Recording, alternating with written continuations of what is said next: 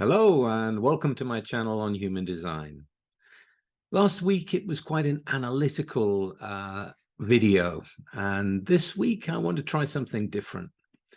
I want to try and weave together the questions that have been asked within a framework that will take us back to seeing the bigger picture, so that we can find ourselves seeing from the correct view rather than getting lost in all the details. Because human design is a wonderful system, but it has lots of little details, and it's very easy to get narrowly locked into those details and then miss actually what's going on. So we're going to step back a little bit this week. And I'm going to start with the first question, Ruse 7222. Hello, Richard. I was wondering, what does it mean to have one of the most important gates in the personality sun in an undefined center? In my case, it's gate 8 in the throat center. And this is someone who is the right angle cross of contagion. So they have the 14, the 30, and the 29, all in fixed centers. So the first thing to understand is if you have an openness, so if you have an open throat, it's going to be filtered, and it's going to be filtered according to the 8th gate, the unique contribution, bringing a unique contribution to the collective, bringing something different to the collective. So if you are operating correctly, you will be scanning what is different out there, what is a valuable individual contribution that can really add to people's lives, maybe by adding more beauty or more humor or something a little bit different, something that you have to show in order for them to see because it's so different.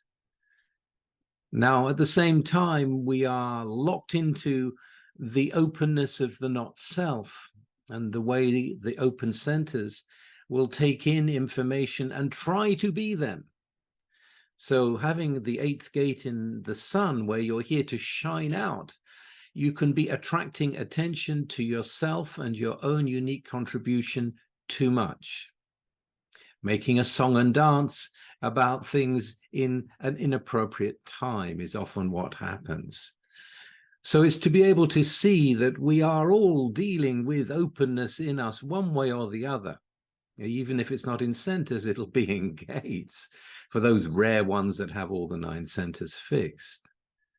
But it's still, this is the game, the denseness of the not self, the fixedness of it, the predictability of it, the lack of creativity in it, the looking outside of oneself for something, the wanting for something else other than what is already happening in the world. This is the way the not self works. To understand that if you're here to shine out in the 8th gate, it is what you hear, it is what you see that is different. To attract attention to that rather than yourself. To see where that leads to, what that opens up in the lives of those around you. You have the 29th gate of commitment, the 14th gate of being able to empower a unique vision, and the 30th gate to really get excited about it all, you know, what it may lead to, the magic that it may produce in the community and for yourself, to be able to share that with others. So those gates will remain there operating in that way, providing you respond correctly, providing the energy rises in you towards committing to that particular adventure, or to empower that particular vision, or to get excited about that particular possibility. The 8th gate will continue to move, and it's going to fix on one thing or another depending on who you meet and where you are. It is nothing for you to get over concerned about. Be more concerned about what your response is. Come back to the response, come back to the body. Don't get lost out there trying to manifest something. You'll manifest it by attracting attention to it. That will be simply what you will do in the right time, in the right place, around the right people. It is not for you to force anything. Now, this can take us into the next question. The next question is from Jutta, and they write, Dear Richard, first of all, I would love to thank you from the very deep of my heart that you are a first-generation student of Ra that supports the community. Before I go into the question, I just want to comment on that. Yes, I am a first-generation student of Ra, but I have the eighth gate fixed in me. It is part of my nodal path.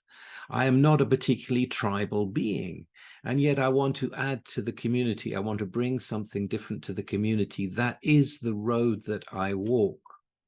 I don't do it as I'm doing it. I do it because it's in my road to do it. I am a pattern in a program like all of us. And I am consistent in that because it's in a fixed center. It has always been my way to bring something new to others that would benefit them. Even in the old days with my Mind, Body, Spirit magazine, you know, some pretty strange things I brought to people's attention, and some of them changed lives in the most positive way. And I found it a very interesting time. But again, I had no choice in that because it was fixed in me. It was part of my nature and is part of my nature. So the work I do here on YouTube, I'm designed to do it, and I enjoy doing it. And the results I see from your comments and the results I know from the work that I do when I venture out or bring something new out into the world. So the question is this: is the Chiron return an end point for starting the human design experiment? Life delivers. It comes to you. You shouldn't interfere. Does life always do this? Does life deliver correctly all the time? Can I distance myself from life through incorrect decisions so that it no longer makes sense to enter the experiment, for example, after the Chiron return? Has Ra said anything about this? Or do you have any insights by being so long in the experiment? Thank you for the question, Jutta. And from my point of view, it is never too late to come to the truth. It is never too late. In fact, in Chiron, a lot you've experienced so much, you know, living in a not-self world, living in the density, reacting to so many things, feeling like nothing is ever really going to change. Having reflected around you all the unhappiness and frustration in the world continually by those people that have not taken an inward path, an inward direction, that are not interested in what's inside, they're more interested in what's outside. So if you're becoming more interested in what's inside, if you're becoming more interested in the pattern that you actually are, that there really is a way of describing it, of knowing it, of embracing it, of living it despite all the craziness that's out there, it's never too late. That's my view. It's not an end point. It is the cycle of flowering and healing. And it always, in my experience, involves a lot of letting go. A lot of things fall down in the Chiron that can no longer be sustained, because it is our time of healing. It is our time to really live and embody what it is that we are. So no, I don't see it as being too late. I mean, the old seven-centered model of life said that, you know, we're going to die at 50. Well, you know, these days, people live into their late 80s, 90s, beyond 100, you know, so it could just be the halfway point. Yeah, people live a lot longer than they used to in the recent history. And the more aligned you become with the natural order, probably the longer that you will live. So no, it's not over. The thing is to understand that human design will give you a framework that is reliable, what is consistent in you, what is always going to be in you. And it will also show you where you're going to be sucked into the openness of things that are not for you, things that you can learn from, but are not you. To understand that is extremely important. And that is really the experiment. to see that we are who we are, which means that we have our own unique way of living it, our own unique gifts within us, our own propensities that can trip us up if we let them. You know, this is part of it. This is part of coming back to a strategy and authority that will guide you from the physical side rather than from the mental side, that will guide you because it is you. It is your authority. And it's simply a matter of letting go and following that. Not an easy thing to do, but I don't know another way. And it seems to me the quickest and easiest way is to understand who one is first. And human design is a fantastic tool for that. So that's my answer. No, it's never too late. Besides, you've got the second Saturn return coming after Chiron, which will really show you other things that maybe you haven't dropped, you need to drop. I mean, you get another chance. So I would say that life always brings us what we need. It's just that we're not always available for it because we're looking in the wrong direction. I mean, for example, there is a wave of death that comes through every month, and it will take those people that are ready to die. And the rest of us, it won't affect. In the same way, the transits come round, life moves on, and things come to us as needed, if we're open to them, if we're not lost in the repetitive density of a not-self horror. And we don't have to live there. We just have to discern the difference. So good for you. Get into human design. I'm sure you're going to find it very helpful and revealing and rewarding and everything else that I love about it. Now, this brings me to the next question. This is from Melissa. I have a sacral, spleen, and throat defined, and I love my sacral, boundless energy source, but couldn't understand why I feel so disturbed and tired, sometimes wanting to sleep for hours more than I really need, after being with my two neighbours, until I realized, looked at their charts, that their centres are all lit up. I get so excited and manic whenever I spend time with them, but the next day I'm wiped out.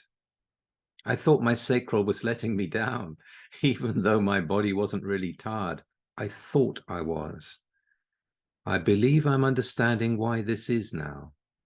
More and more, I don't want to be around people I know, but rather go out to open-air markets, bookstores, and wander around shops, like samples of auras, but not lingering in them. Hope this makes sense to someone. Thank you, Melissa, and it certainly does make sense. I mean, when you think about it, the half of the population are emotional. And an emotional energy is a very exciting energy, or it can be. It can lift you up, it can bring you down, but it's different from you. So it can be very exhausting because there are so many dramas and so many waves and so many feelings. You know, in the same way that for a mental projector, someone with a lot of energy, or for projectors generally, someone with a lot of energy like a generator or a manifesting generator can be very lovely to be around for a while, but too much of it, whoa, it's exhausting. You feel you have to do this and do that, and you think you can, and then you try, and then you can't, and it's like, oh no, this is horrible. So to be able to see who is around you, to be able to notice your interaction with them and the results of it, that's exactly what it means to enter into the experiment. To notice these things, to self-reflect afterwards and see the effect upon you, to grow through that, to understand that, to be more discerning who you spend time with and where you spend time with, and understand that it is going to be through your sacral that makes the decision for this. Then new things can come into your life. Then the life can open up because you are correct. So speaking to the last question also, the more that you can open to what is correct to you, the more life will bring you what you need in the moment. There's an awful amount of synchronicity and correctness out there waiting for us to step up and be in it, aligned to it. It's always there. And Melissa, it's also useful to understand your correct environment. You know, perhaps you have external markets as a environment, I don't know. But to understand that we each have a environment that suits us. And so living within that environment, you know, taking on board the fact that human design is there as a tool to be used and using it, that's going to help as well. It's going to help a lot. It's very important. So there are many things out there that will reflect back to you the truth of the situation. You know, if you're going to be lit up like a Christmas tree when you go to your neighbors and it's exhausting, don't go to your neighbors. You know, it's like, whoa, I don't think so. Or sparingly begin to draw back from what is exhausting. Begin to see times when actually that energy is useful or helpful. The generalized view on the world is that, you know, we are like this person, we are like that person, you know, we're all the same, really, you know, there's very little difference. No, there's a lot of difference. And getting to know what the difference is and getting to see how that affects you personally is one way to reduce the resistance in life, to be true to yourself, to be true to your response, to let go of the generalized idea of what one should do and to come back to oneself. And some of the learning that we get are through the questions of others. For example, Ya Love wrote a long piece in the YouTube about the trouble they were having with so many people interfering with them on the outside. And this is a mental projector, so we'll take in all that openness, we'll take in people, you know, we'll absorb the energies of others, we'll find them disturbing. And Ya Love, as I said in the comments, you really need a nice long holiday from whatever's going on, from the people around you. Maybe time, if it's at all possible, to spend some time in the non-human world would be great. And your question is, when unconscious channels and gates are generally not noticed through the self because it's unconscious, how does anyone deal with any detriment when they have them in the gates on the design side? So this understanding that in our charts we have the red and we have the black. And the black is what we're conscious of. That is the side that we think of ourselves as being. It is what we identify with. What is red in the chart is unconscious. It's automatic. It just comes out of us. So how do you deal with a detriment that's unconscious? Over time, you know, people are going to see the redness in us more than we will. You know, they will point it out. You'll get various comments about the same thing again and again and again and again. It's the repetition of the way that you're seen. It is the recognition in yourself as it comes out, you know, without you knowing it was going to come out, but you recognize it as it comes out. It's in the back of your mind after all. You have a structured way of thinking. It's when you see it. It's when you recognize it as a repetition. It's the seeing and the stepping back. And you can't see it consciously, but it will be shown, something for you to look at, something for you to observe as it comes out from the reaction of others. This is the way you track it. This is the way that you step back from it. And again, in the working with the knowledge, we each work with it in our own way in different times. There is no particular order in that living of it. And our next question takes another level of the knowledge for us to consider. And this is from Karen. If you feel like it, can you please tell us about the transit starting from April the 4th with the channel of initiation and the Angelic Mind? Thanks to the homework from a previous video, I discovered that it is one of the channels that both gates are in the same quarter, and especially the ones are related to the same Godhead. What an interesting time we are living. Thanks again. Yes, we're certainly living in an interesting time. So again, when I'm talking generally about the not self and the density and the true self and what is consistent in us, we have to consider also not just the cycles like the Chiron cycle, but also the fact that we each come from a particular quarter. It is what sets the framework of purpose for each one of us. Now, you're talking about a transit coming up on the 4th of April that brings in the channel of initiation. And you've called this the Angelic Mind, an interesting way of regarding it. It is from the quarter of initiation. The 51 and the 25 are both in that first quarter. And this is the quarter of the mind really penetrating into what is going on. And this particular channel is like a jump. It's like a jump into another level.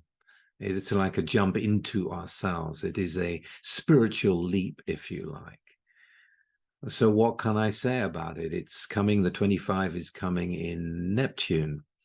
So it's a kind of, it weaves in, you can't quite catch it. It comes in and it comes out. The gate of shock, the 51 you will see. Now the 51, I mean, both of them are within the quarter of initiation.